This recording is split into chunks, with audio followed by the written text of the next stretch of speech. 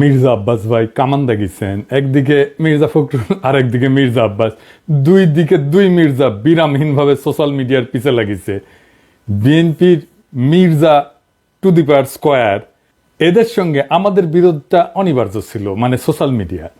July August বিপ্লবের মধ্যে দিয়া যে নতুন বাংলাদেশ গড়ার স্বপ্ন আমাদের তরুণ প্রজন্ম দেখতেছে, সেই নতুন বাংলাদেশে মির্জা আব্বাসদের রাজনৈতিক নেতৃত্ব মূল্যহীন হয়ে পড়ছে। যেই বয়সে অবসরে যাওয়া উচিত, সেই বয়সে তার চাইতে অল্প বয়সের লোকদের সাথে দ্বৈরতা লিপ্ত হওয়ার চেষ্টা করাটা নিরেট বোকামি। এই বোকামির মূল্য দিতে হবে মির্জা আব্বাসকে। সরি মির্জা আব্বাস ভাই, আপনার আসসালামু আলাইকুম প্রদর্শক শ্রোতা। ধ্বংসের পথে বিএনপির কোমর ভেঙে গিয়েছে। আওয়ামী লীগকে পুনর্বাসন এবং ডক্টর ইউনূসের পিছে লাগাটা বিএনপির জন্যে কত যে দুঃসংবাদের কারণ হয়ে গেছে, এটা বিএনপি কল্পনাও করতে পারতেছে না। বিএনপি জনসাধারণ থেকে বিচ্ছিন্ন হচ্ছে বলে অনেকে মনে করতেছেন। এর পেছনে কতগুলো কারণ আছে, সেই কারণগুলো জানবেন এই ভিডিওতে। চলুন ভিডিওতে বিস্তারিত দেখে আসি। মির্জা আব্বাস ভাই কামান দাগিয়েছেন, একদিকে মির্জা ফখরুল আর একদিকে মির্জা আব্বাস, দুই দিকে দুই মির্জা বিরামহীনভাবে সোশ্যাল মিডিয়ার পিছে লাগিয়েছে। বিএনপির Mirza to the power square, এদের সঙ্গে আমাদের বিরোধটা অনিবার্য ছিল, মানে সোশ্যাল মিডিয়া। জুলাই আগস্ট বিপ্লবের মধ্যে দিয়া যে নতুন বাংলাদেশ গড়ার স্বপ্ন আমাদের তরুণ প্রজন্ম দেখতেছে, সেই নতুন বাংলাদেশে মির্জা আব্বাসদের রাজনৈতিক নেতৃত্ব মূল্যহীন হয়ে পড়ছে। যেই বয়সে অবসরে যাওয়া উচিত, সেই বয়সে তার চাইতে অল্প বয়সের লোকদের সাথে দ্বৈরতা লিপ্ত হওয়ার চেষ্টা করাটা নিরেট বোকামি। এই বোকামির মূল্য দিতে হবে মির্জা আব্বাসকে। সরি মির্জা আব্বাস ভাই, আপনার রাজনীতি থেকে অবসরটা গৌরবময় হইতে পারতো, আনন্দময় হইতে পারতো। আপনি লজ্জার অপমানের সঙ্গে বিদায় নেবেন, কি আর করা। কাউকে শয়তানে কখনো লাড়ে চারে, আপনারও শয়তানে লাড়ছে। আমি কিন্তু মির্জা আব্বাসকে কিছুই বলি নাই। ওনারা কেউ সরে বাচ্চা বলে গালি দিছে, আমি জানতাম না কে গালি দিছে। ওইটা প্রথম শুনি মির্জা ফখরুলের মুখে। উনি বলতেছেন মির্জা আব্বাসকে সরের বাচ্চা বলছে, কত খারাপ কাজ করিছে। মির্জা ফখরুল আর মির্জা আব্বাস কিন্তু বিরোধ আছে, রাজনৈতিক বিরোধ আছে, এক গ্রুপে না। কিন্তু তারা যারা বিএনপি করেন তারা জানেন। কিন্তু মির্জা ফখরুল তো ছাত্র ইউনিয়ন করার লোক, উনি গিরিঙ্গি কেমন করে করতে হয় এটা ভালো জানেন। উনি কায়দা করে মির্জা আব্বাসকে সামনে দিয়ে দিলেন আমাদের। আর মির্জা আব্বাস ভাই কিছু বুঝা না বুঝা আইসা শুরু করলেন ব্যাটিং করা। মানে যে গালিটা মির্জা ফখরুল দিতে পারবে না, সেটা মির্জা আব্বাসকে দিয়ে দেওয়াইলেন আর কি। হ্যাঁ, এটা গিরিঙ্গি আর কি, ছাত্র ইউনিয়নের গিরিঙ্গি। আমি বুঝতে পারি এই সমস্ত। আচ্ছা মির্জা আব্বাস ভাই, আপনি বলেন আমি কি ভুলটা বলছি। আমি বলছি বারাক ওবামা যখন আমেরিকার প্রেসিডেন্ট, তখন তাকে ফিলিপাইনের প্রেসিডেন্ট বেশ্যার বাচ্চা বলে গালি দিছিল। আর বারাক ওবামা সেটাকে হজম করছে। আপনি একজন পলিটিশিয়ান হয়ে সেটা হজম করতে পারবেন না কেন? আমি তো নিউজটা দেখাইছিলাম, আমি তো মিশা নিউজ দেখাই নাই, তাই না? আপনি গালি খাইতে চান না, তাহলে রাজনীতিতে আসছেন কেন? মসজিদের ইমাম হন, কেউ গালি দিবে না। হিমালয়ে গিয়ে সন্ন্যাসী হন, কেউ গালি দিবে না। নবী রাসূলদের গালি দেয় মানুষ, আল্লাহর খোদাকে গালি দেয় মানুষ। আপনি কোন বালেশ্বর বাল হরিদাস পালাচ্ছেন, আপনারা গালি দেওয়া যাবে না? প্রেসিডেন্ট ম্যাক্রন তো থাপ্পড় মারে, আপনি চর থাপ্পড় খাবেন, আপনারা রাজনীতিবিদরা গালি খাইবেন। এটা সহ্য করতে হবে, এটাই নতুন বাংলাদেশ। এবার আসেন আমরা ওনার বক্তব্যটা আলাদা আলাদা করে শুনি। জর্জ মিল্টন বকা দিয়েছে আমাকে, সেটাকে সমর্থন করেছে পিনাকি। অর্থাৎ জর্জ মিল্টন যে ভাষা আমাকে বকা দিয়েছে, পিনাকি সমর্থন করেছে। আমি বলতে চাই যে ওরা সবাই একই বংশের, একই গোত্রের সন্তান। কোনো ভদ্রলোককে এভাবে গালি দিতে পারে না। আমি ঢাকার মানুষ, আমি ইচ্ছে করলে ওরা যে ভাষায় গালি দেয় তার চেয়ে জঘন্য ভাষায় গালি দিতে পারি। কিন্তু আমার বাপ মা, আমার পরিবার এটা আমাকে শেখায় নাই। ওরা যেটা বলছে এবং বলেছে, এটা ওদের পরিবার থেকে শেখানো, ওরা ওই পরিবার থেকে করে আসছে, শুকরের জাত। এটা নিয়ে বিশ্বব্যাপী আমার দেশে এবং বিদেশে আমার কিছু ভাইয়েরা আছে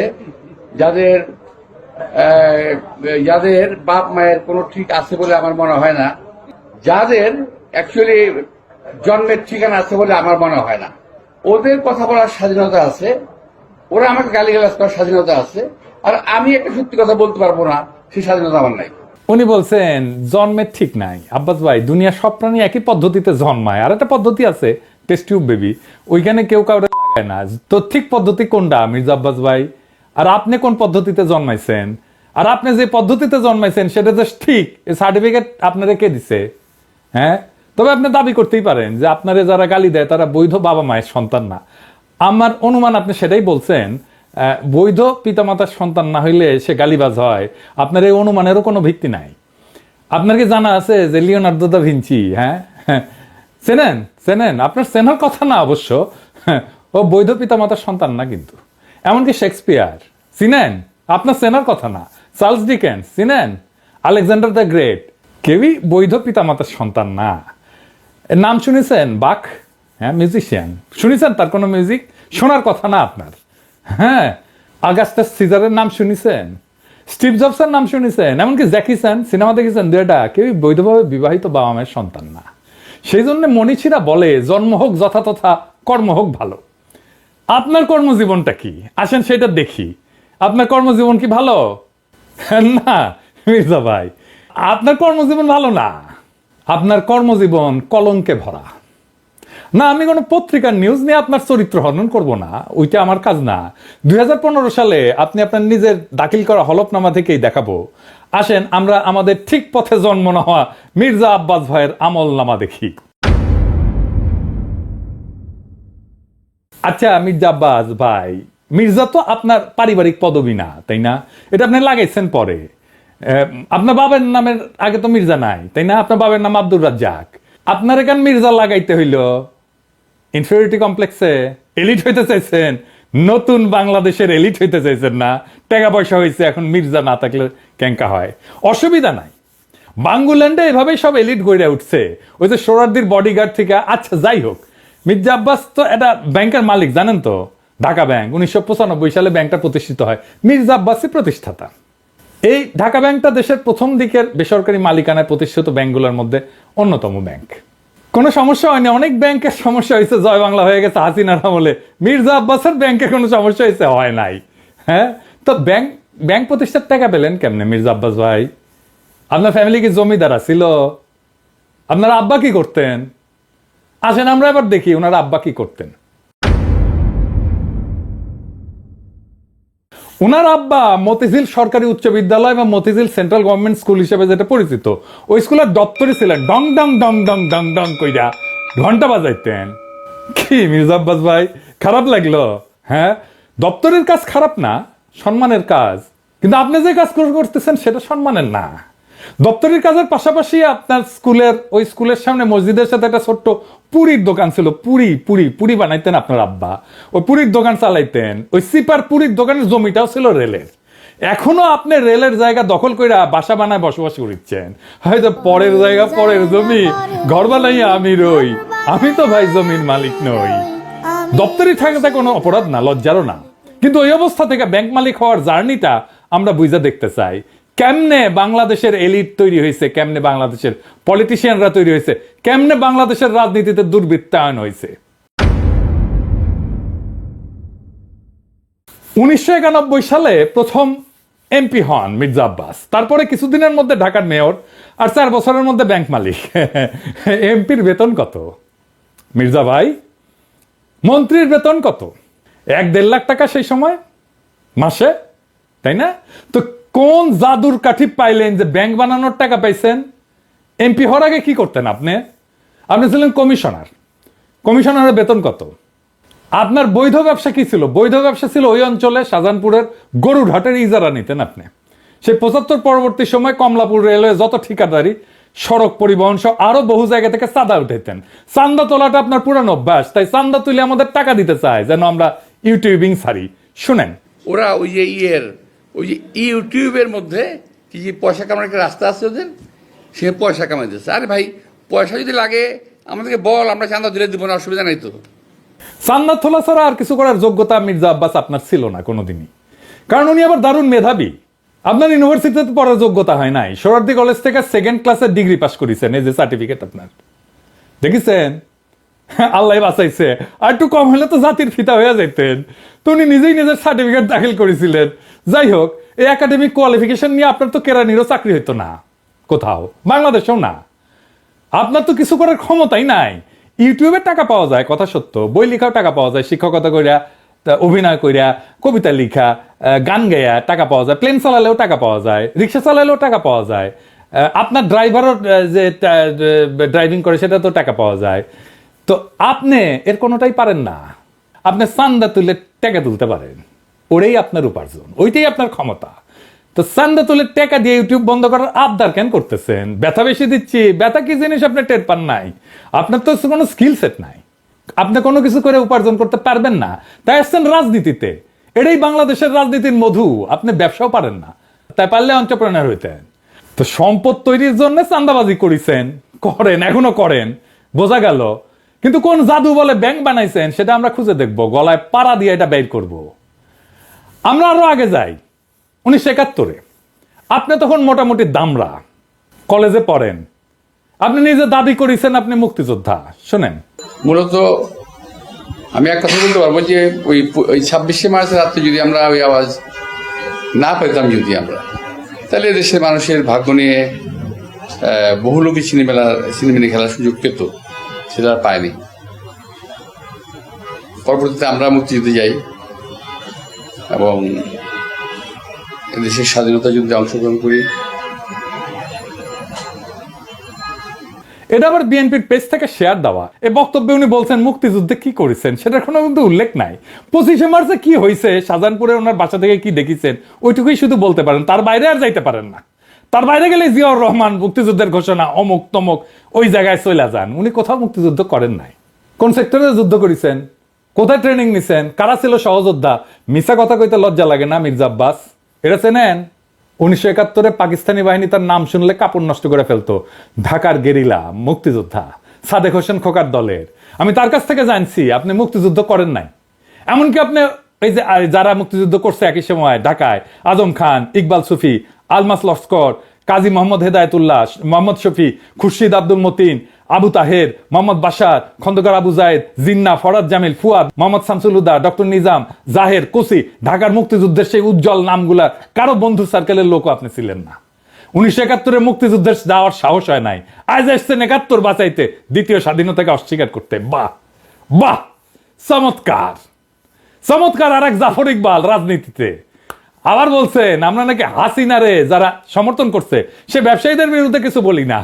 শুক্রের গ্রুপ ওরা কিন্তু দেখেন, ওরা শুধু রাজনীতিবিদদের পিছনে লেগেছে, কিন্তু যারা নাকি এই যে হত্যাকাণ্ড ঘটালো, এই যে ছাত্রদের হত্যাকাণ্ডটা ঘটালো, একটা বিশাল একটা ব্যবসায়ী গ্রুপ আছে না?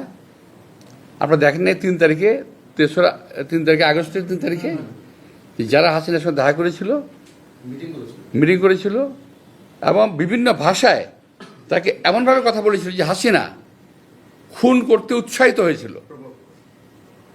তাদেরকে এমনভাবে প্রভোগ করা হয়েছিল যে হাসিনাকে খুন করতে উৎসাহিত করা হয়েছে। সেই লোকগুলোর সম্বন্ধে তারা কিছু বলে না, তারা কিছুই বলে না, তার মুখে কোনো শব্দ নাই। তো মির্জা আব্বাস কি শুক্রে 8 দিন হইলে আমার ভিডিও দেখেন, তিনি কি কাউরে ছাড়িছে?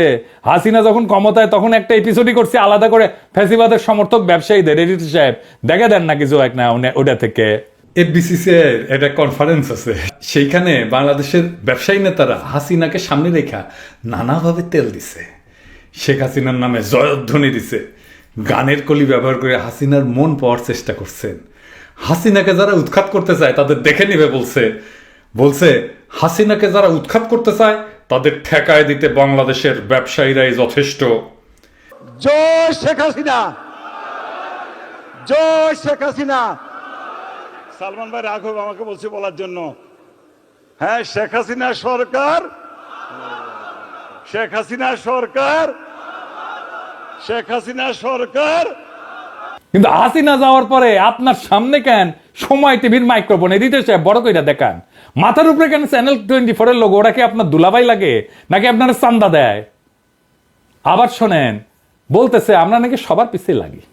এই গোষ্ঠী কখনো বাংলাদেশকে স্থিতিশীল থাকতে দেবে না, কখনো আমার বিরুদ্ধে, কখনো ওর বিরুদ্ধে, কখনো তার বিরুদ্ধে লেগেই থাকবে। আপনারা অপেক্ষা করেন, কদিন পরে তারা ইউনুস সাহেবকে ধরবে। আমি এটা বলে দিচ্ছি আমি আপনাদেরকে, কদিন সাহেব পরে তারা ডাক্তার ইউনুস সাহেবকে ধরবে। কার পিছে লাগিয়েছি? ইন্ডিয়ান লেসপেন্সারি যারা করে তাদের পিছে লাগিয়েছি। প্রফেসর ইউনুসের পিছনে নাকি আমরা লাগবো? অবশ্যই লাগবো, যদি প্রফেসর ইউনুস ইন্ডিয়ান লেসপেন্সারি করে। ইন্ডিয়ান লেসপেন্সারি বাদ দেন, তারপরে আইসেন আলাপ করতে। আমাদের কাছে খবর আছে, বুঝছেন, সব খবর আছে। কি করেছেন হাসিনার আমলে, কেমনে কারে ম্যানেজ করেছেন, সব খবর আছে। আপনাদের দলের লোকেরা বলে সোশ্যাল মিডিয়া কিছু না, মাঠের রাজনীতি, ভোটের রাজনীতি আসল। হ্যাঁ, আসেন সোশ্যাল মিডিয়া নিয়ে কি করে বিএনপি দেখি। বিএনপি প্ল্যান নিছে যে তাদের ফেসবুকের পোস্টে তো কেউ যায় না, মাসি মারে ওরা নিজেরা বসে, তো স্পন্সর পড়তে পয়সা খরচ কর, টাকা খরচ কর, তা করবে না তারা। বট রিয়াক্ট, বট মানে বুঝেছেন তো, যন্ত্র থেকে ওই যে লাইক শেয়ার দিবে, বুঝেছেন, কমেন্ট করবে, তো বট দিয়ে রিয়াক্ট দেন। দেখেন সব ভিয়েতনামের আইডি, দেখেছেন? হ্যাঁ, আপনারা বিএনপির পোস্ট দেখবেন যে হাজার হাজার লাভ রিয়াক্ট পড়িছে, ভালোবাসা রে বন্যা বয়ে যাইতেছে, আপনারা প্রভাবিত হয়ে যাবেন। আরে বাপরা সর্বনাশ, ভালো কাজ করিছে তো, ভালো কথা, আমি একটা লাভ রিয়াক্ট দিয়ে দিই। মানুষের সাথে এরকম প্রতারণা করতে পারে কেউ?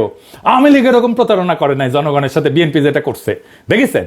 এটাই আপনাদের জার্নি, এটাই বাংলাদেশের রাজনীতি, এরাই হয় মন্ত্রী, দলের শীর্ষ নেতা, আর একাডেমিক যোগ্যতায় কেরানি হয়ে যার জীবন পার করার কথা ছিল, সে হয় মন্ত্রী।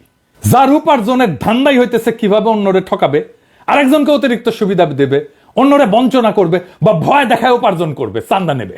আমি যদি 1 টাকা ইউটিউবে উপার্জন করি না, সেটা আমার ইনকাম ট্যাক্সের ফাইলে আছে, এটা আমার বৈধ উপার্জন। আমি 1 টাকা যদি খরচা করি, ওটাও দেখাইতে পারবো আমি কিভাবে এই 1 টাকা উপার্জন করছি। আপনি জিন্দেগিতে দেখাইতে পারবেন না কিভাবে আপনি ব্যাংক বানানোর টাকা পাইছেন, জিন্দেগিতে পারবেন না, চ্যালেঞ্জ দিলাম আপনাকে। আপনার বৈধ উপার্জন কি? আপনি নিজেই ঘোষণায় বলছেন বাড়ি ভাড়ার টাকা আর ব্যাংকে রাখা সঞ্চয়পত্র, বাড়ি ভাড়ার টাকা পেট চালান, বসে বসে খান, আর ব্যাংকে রাখা সঞ্চয়পত্র ওইটি থেকে সুদ আসে, এটা হইতেছে আপনার উপার্জন। তাও এটা আজকের কথা না, 10 বছর আগের কথা। লজ্জা লাগে না আপনার? হ্যাঁ, আমার প্রত্যেকটা পয়সা হালাল, আপনার প্রত্যেকটা পয়সা হারাম। আপনি দাবি করতে পারবেন আপনার প্রত্যেকটা পয়সা হালাল? পারবেন না। বুকে হাত দিয়া বলবেন, আল্লাহর কসম কেটে বলবেন, দেখাই দেবেন আপনার উপার্জন কিভাবে হয়েছে, কেমনে আপনি ব্যাংক করছেন। আপনি কাউরে না কাউকে বঞ্চনা করে সুবিধা দেওয়া, ভয় দেখায় যে টাকা উপার্জন করছেন, সে উপার্জনের টাকা দিয়ে ক্যাডার পালেন, সে ক্যাডার ভোটে জিতায়, আর অনুপার্জিত টাকায় ভোট কিনা এমপি হয়ে যান আপনি। আপনার দলের লোকেরা ভোটের কথা বলে, ভোটের কথা গপ্প শুনে না আমাদেরকে। নমিনেশন কিনতে হয় পার্টি থেকে, চান্দা দিয়া, তারপরে টাকা ছিটায় ভোট কিনতে হয়, কেন্দ্র দখল করতে হয়, জাল ভোট দিতে হয়, এই দিয়ে চলছে এতদিন। ভোটের শক্তির রোয়াব দেখায়েন না, ওই রোয়াব আমরা ফুটে করে দিতে পারি। জুলাই বিপ্লবের আকাঙ্ক্ষা ছিল এই বন্দোবস্তের পরিবর্তন, সত্যিকারের মেধাবীদের দিয়ে রাষ্ট্র চালানো। আপনার কোনো স্কিল নাই মন্ত্রী হওয়ার, আপনি রাষ্ট্র জিনিসটাই বোঝেন নাই, আপনি রাজনীতিও বোঝেন নাই। ক্ষমতা আপনার কাছে টাকা উপার্জনের মৌকা, আর কিচ্ছু না। মির্জা ফখরুল বলছেন আমরা কোথায় নিয়ে যেতে চাই দেশকে, শুনেন। সোশ্যাল মিডিয়াতে কিছু নতুন নতুন, আমি বলি কুতুব আবির্ভূত হয়েছে, তারা বাংলাদেশকে কোথায় নিয়ে যেতে চায় আমি জানি না। আমরা দেশ থেকে ফ্যাসিবাদের সমস্ত কলঙ্ক চিহ্ন মুছবো, আমরা বাংলাদেশে ভারতের তালুকদারি বন্ধ করব, চিরতরে আমরা বাংলাদেশে একটা সাম্যের ইনসাফের রাষ্ট্র করব। আপনারা মির্জা ফখরুল সেই স্বপ্নের সামনে বাধা হয়ে দাঁড়ায় আছেন। দেশের জনগণ জানে, বুঝতে পারে প্রফেসর ইউনূসকে কেন তাড়ানোর চেষ্টা করতেছেন, কেন দ্রুত নির্বাচন চান। জনগণের জন্য প্রফেসর ইউনূসের এই অতি অল্প সময়ের শাসন হয়ে থাকবে একটা স্বপ্নের মতো, এক অলীক সম্ভাবনার মতো, এক বিদ্যুৎ চমকের মতো সময়। তারপর বাংলাদেশ আবার ফিরে যাবে আপনাদের সেই আদিম জমিদারি ব্যবস্থায়, আপনাদের সেই মাফিয়া শাসনে। আবার কালো টাকা এবং পেশি শক্তির মাস্তানেরা গাড়িতে পতাকা ওড়ায় ঘুরবে, হেলিকপ্টারে চড়বে, দলীয় মাজারের খাদেম আবার আমাদের ভয়ে ভয়ে বাঁচতে হবে। ক্ষমতার অঙ্গুল হেননের নিয়ত নির্দিষ্ট হবে আমাদের মতো ছোটখাটো মানুষদের। আমরা জানি আমাদের দাসের জীবন, আমরা পুতুল নাচের রীতি কথার দুর্ভাগ্যপীড়িত জাতি, সমাজের সবচেয়ে অযোগ্য, অশিক্ষিত, দাম্ভিক, অসৎ মানুষের বড় গলা শোনা ভয়ের রাজ্যে জীবন মৃত আমরা জানি আপনাদের বসংবৎ কোটাল পুত্রের ভিন্ন মতের আগাছা কেটে ফেলার অভিযানে আমরা যে কোনো সময় কচু কাটা হয়ে যেতে পারি। আমাদের জীবন মিথ অফ সিসিফাস। সিসিফাসের গল্প জানেন? আর এক অভিশপ্ত জীবন ছিল, পাহাড়ের নিচ থেকে পাথর ঠেলে ঠেলে ঠেলে ঠেলে যখন সে উপরে নিয়ে যায় একেবারে চূড়ায়, তারপর আবার সেই পাথরটা নিচে পড়ে, আবার তার ঠেলে ঠেলে ঠেলে ঠেলে উপরে নিয়ে যেতে হয়। এটাই তার অভিশপ্ত জীবন। আমাদেরও বাংলাদেশের নাগরিকদের জীবন মিথ অফ সিসিফাস। আমাদের অভিশপ্ত জীবন সিসিফাসের মতো। আমাদের সন্তানেরা বারবার রক্ত দিবে এই ক্ষমতার রাক্ষস তাড়াইতে, আবার নতুন রাক্ষস এসে দখল করবে জনপদ। আমাদের আসলেই কোনো মুক্তি নাই। কিন্তু মির্জা আব্বাস মনে রেখেন, পৃথিবীতে যদি একজন মানুষও থাকে এই নষ্ট দুর্বৃত্তের রাজনীতির মুখোশ খুলে দেবে, সেটা আমি। ঈদের জামাতে যারা প্রফেসর ইউনূসের হাত ছুঁইছে, তারা বলছে আকুল ভাবে ছাড়ার 5টা বছর থাকেন, কারণ তারা জানে ওই লোকটা তাদের মানুষের মর্যাদা দিছে। বেশি দিন লাগে নাই, মাত্র 7-8 মাস। মানুষ তার বিপুল সম্ভাবনা আর তাদের অফুরন্ত শক্তির খোঁজ পেয়েছে, জাতির প্রাণ শক্তি জায়গা উঠছে। এটাই বিপ্লব। আমরা এই পরিবর্তনের জন্য জান লড়াই দিছি, এই জন্যে আমাদের বাচ্চারা জীবন দিছে জুলাই আগস্টে। এটাই বিপ্লবের রুহানি প্লাবন, সেই বিপ্লবের আইকন আজকে প্রফেসর ইউনূস। জনতার স্বপ্নের সামনে বাধা হইয়া দাঁড়াইলে জনতাই আপনাদেরকে রুখে দেবে। সেই দিন বুঝবেন সোশ্যাল মিডিয়া কি জিনিস। আপনারা ক্ষমতায় আসতে পারেন, কিন্তু কোনোভাবেই এই স্বপ্নের সময় প্রফেসর ইউনূসের করে দিয়ে যাওয়া অর্জনকে অতিক্রম করতে পারবেন না। আপনাদের সেই পরাজয় গাথা এখনই লেখা হয়ে গেছে, প্রত্যেক দিন লেখা হচ্ছে। এই নতুন বাংলাদেশের স্বপ্নে যারা অন্তরায় হয়ে দাঁড়াইছে তাদের ভবিষ্যৎ অনিবার্যভাবে ম্লান। ইতিহাসের নিয়মে জনগণের ইচ্ছার বিপরীতে দাঁড়ানো মানেই পরাজয়। মির্জা আব্বাস এবং তার মতো নেতৃত্বের অবসান অনিবার্য। আমরা জানি এই লড়াই শুধু ক্ষমতার না, এই লড়াই ইনসাফের, সাম্যের, মুক্তির। আমাদের তরুণ প্রজন্ম আজ যে নতুন বাংলাদেশের স্বপ্ন দেখছে, যেখানে দুর্বৃত্তের রাজনীতি, চাঁদাবাজির আধিপত্য কিংবা ক্ষমতার দম্ভের কোনো স্থান নাই, সেখানে থাকবে সৎ, মেধাবী, প্রগতিশীল নেতৃত্ব। প্রফেসর ইউনূস এই নতুন স্বপ্নের প্রতীক। তার নেতৃত্বে যে নতুন দেশ গড়ার লড়াই শুরু হয়েছে, তা জনতার হৃদয়ে আর এক বিপ্লবের আগুন জ্বালায় দিছে। এই আগুন নিভে যাওয়ার না। জনতা জানে, জনগণ জানে এই পরিবর্তন তাদের জীবনের, তাদের ভাগ্যের, তাদের সন্তানের ভবিষ্যতের প্রশ্ন। তাই মির্জা আব্বাস কিংবা তার মতো অতীতের রাজনীতির নেতাদের কাছে আমাদের একটাই বার্তা: সময় বদলাইছে, জনতার স্বপ্নকে দমায় রাখা যাবে না। নতুন বাংলাদেশে মিথ্যা, দুর্নীতি, ক্ষমতার অপব্যবহার থাকবে না। আমাদের লড়াই চলবে জুলাই আগস্ট বিপ্লবের প্রকৃত অর্থ বাস্তবায়ন না হওয়া পর্যন্ত। এই নতুন বাংলাদেশের স্বপ্ন বাস্তবায়নের পথে প্রত্যেকটা বাধাকে পেরায়া আমরা আগায় যাব একটা সত্যিকারের স্বাধীন, সাম্যের, ইনসাফের, মানবিক বাংলাদেশের পথে। ইনকিলাব জিন্দাবাদ। দর্শক শ্রোতা, এই বিষয়ে আপনার মন্তব্য থাকলে লিখতে পারেন মন্তব্যের ঘরে আপনার মন্তব্য। আজকে এই পর্যন্তই। আল্লাহ হাফেজ।